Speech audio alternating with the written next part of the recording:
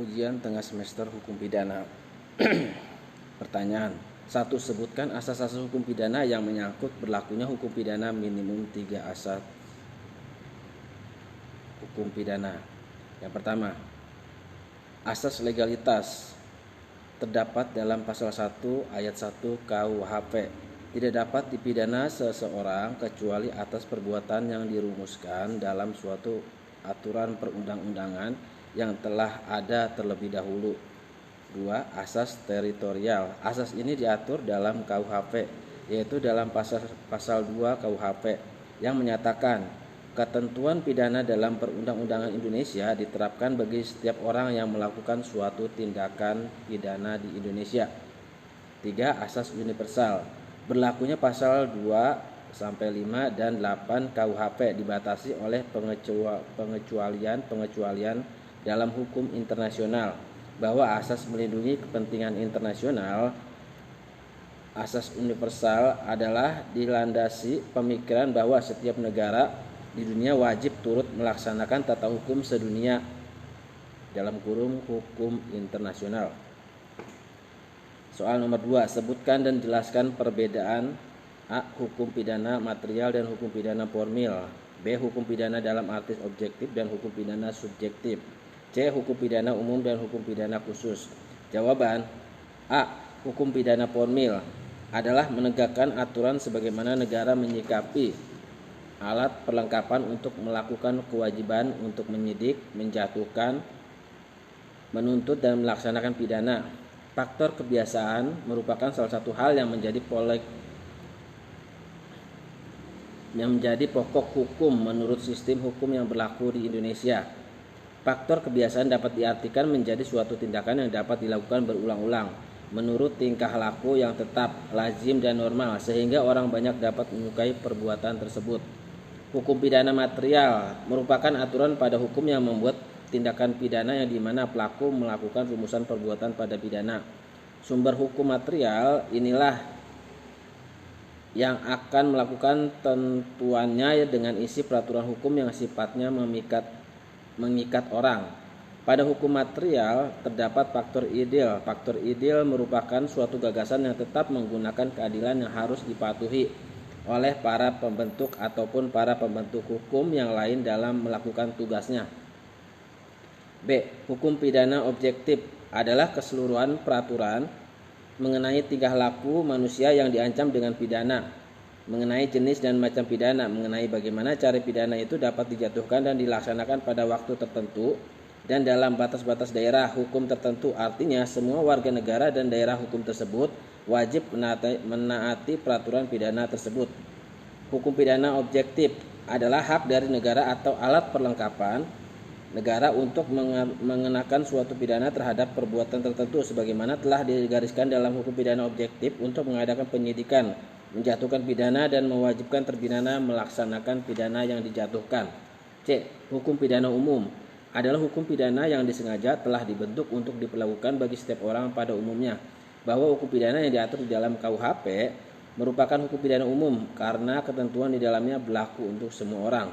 Hukum pidana khusus, hukum pidana yang dengan sengaja telah dibentuk untuk diberlakukan bagi orang-orang tertentu saja. Misalnya bagi anggota-anggota angkatan bersenjata, atau merupakan hukum pidana yang mengatur tindak pidana tertentu saja. Misalnya tindak pidana fiskal. Hukum pidana khusus bisa dilihat dari peraturan perundang-undangan yang mengatur ketentuan pidana di luar KUHP. Misalnya undang-undang tindak pidana korupsi, undang-undang tindak pidana pencucian uang. Nomor 3, sebutkan beberapa pengertian penafsiran hukum minimal 3. Jawaban. Nomor 1, penafsiran autentik atau penafsiran resmi, yaitu suatu penafsiran hukum yang secara resmi terhadap maksud dari ketentuan suatu peraturan hukum dimuat dalam peraturan hukum itu sendiri, karena penafsiran tersebut secara asli berasal dari pembentuk hukum itu sendiri. 2, penafsiran gramatikal, yaitu suatu penafsiran hukum yang didasarkan pada maksud pengertian perkataan-perkataan yang tersusun dalam ketentuan suatu peraturan hukum, dengan catatan bahwa pengertian maksud perkataan yang lazim bagi umumlah dipakai sebagai jawaban.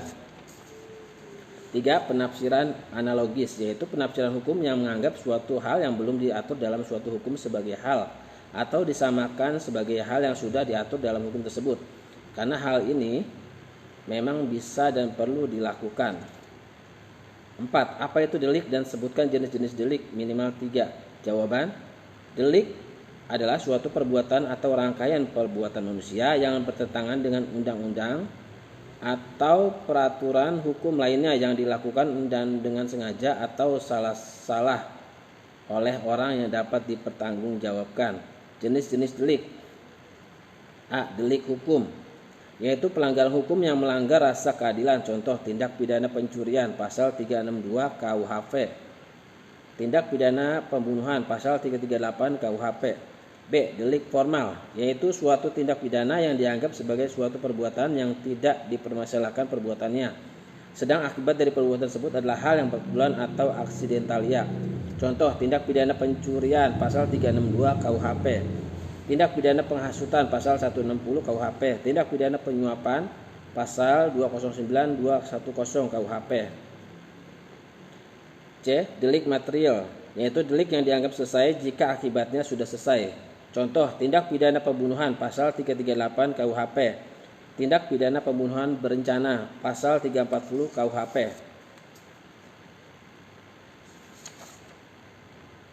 Nomor 5. Sebutkan teori-teori kusalitas yang ada, siapa tokoh dan bagaimana penerapannya dalam menentukan pelaku tindak pidana. Saat ini penerapan teori tersebut yang paling banyak digunakan. Jawaban: teori kausalitas. A. Teori conditio sine qua non dari von Bory. Menurut teori ini, suatu tindakan yang dapat dikatakan menimbulkan akibat tertentu sepanjang akibat tersebut tidak dapat dilepaskan dari tindakan pertama tersebut. Karena itu, suatu tindakan harus merupakan syarat mutlak bagi keberadaan sifat tertentu. Semua syarat harus dipandang setara konsekuensi teori ini. Kita dapat merunut tiada henti sebab suatu peristiwa hingga ke masa lalu. B. Teori generalisasi dari Traeger. Teori ini hanya mencari satu saja dari sekian banyak sebab yang menimbulkan akibat yang dilarang. Termasuk dalam teori ini adalah teori adekuat dari von Kris, yaitu musabab dari suatu kejadian adalah tindakan yang dalam keadaan normal dapat menimbulkan akibat atau kejadian yang dilarang. Kejadian normal yang dimaksud adalah bila pelaku mengetahui atau seharusnya mengetahui keadaan saat itu yang memungkinkan timbulnya suatu akibat. C. Teori individualisasi pengujian causa proxima. Dalam pengajaran causa proxima, sebab adalah syarat yang paling dekat dan tidak dapat dilepaskan dari akibat peristiwa pidana. Dilihat secara in concreto atau post factum. Di sini hal yang khusus diatur menurut pandangan individual, yaitu hanya ada satu syarat sebagai musabab timbulnya akibat. Nomor 6. Sebutkan apa yang dimaksud perbuatan melawan hukum dan perbuatan pidana beserta contohnya.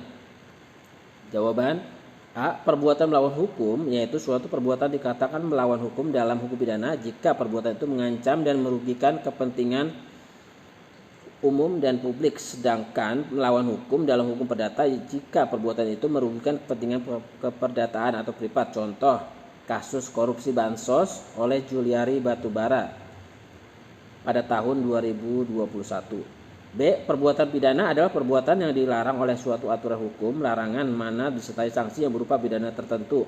Bagi barang siapa yang melanggar larangan tersebut, dapat juga dikatakan bahwa perbuatan pidana adalah perbuatan yang dilarang dan diancam dengan pidana. Asal saja perlu diingat bahwa larangan ditujukan kepada perbuatan, sedangkan ancaman pidananya ditujukan kepada orang yang menimbulkan kejadian itu.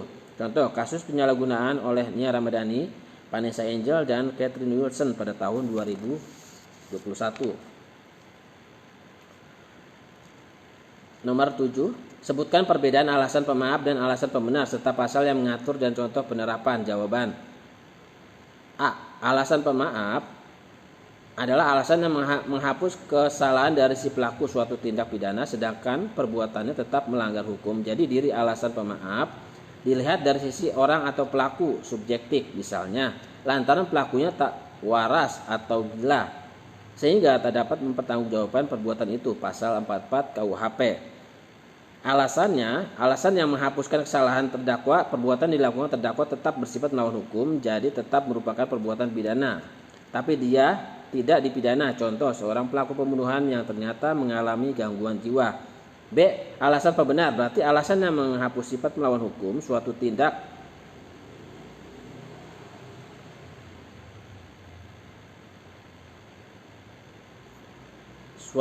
pidana. Dalam alasan benar dilihat dari sisi perbuatannya objektif. Misalnya tindakan pencabutan nyawa yang dilakukan oleh eksekutor penembak mati terhadap terpidana mati, pasal 50 KUHP, yang menghapuskan sifat melawan hukumnya perbuatan sehingga apa yang dilakukan oleh terdakwa lalu menjadi perbuatan yang patut dan benar.